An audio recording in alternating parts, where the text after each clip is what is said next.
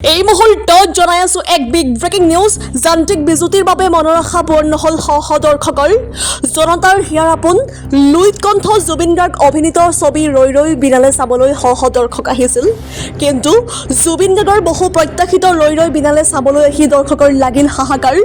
দুদিন ধৰি ৰৈ ৰৈ বিনালে চাবলৈ নাপালে বহু কেইজন দৰ্শকে।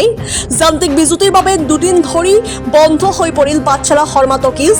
ছবিখন চাব আহিও ঘূৰি যাব লগা হ'ল দৰ্শক। আমি জনাই আছো এই মুহূৰ্তত এক বিগ ব্ৰেকিং নিউজ, কিয়নো যান্ত্ৰিক বিজুতিৰ বাবে মনৰ আশা পূৰ্ণ হ'ল সহদৰ্শকৰ।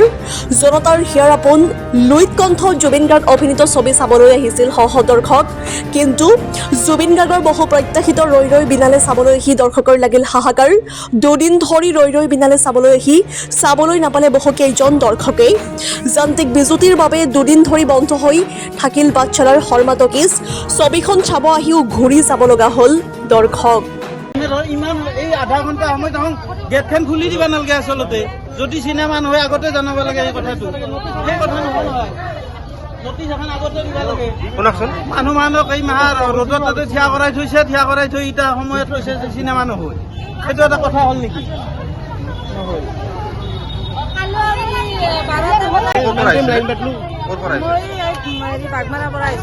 কিমান টাইম লাইন পাতিছে?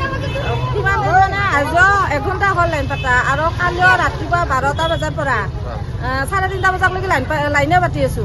তাৰ পাছতে আমি ঘৰত গুচি গৈছো, আৰু আজিও বৰ্তমানতো ৰ'দত আছোৱে।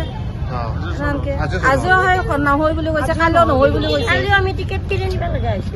টিকেট ফিৰাই দিছো আমি, লাষ্টত ফিৰাই দি মাত্ৰ আৰু ঘৰত গুচি গৈছো। তথাপিতো আমি আৰু আছিলোৱে ৰখি হ'ব বুলি আশা কৰি আছিলো, কিন্তু নহ'লে।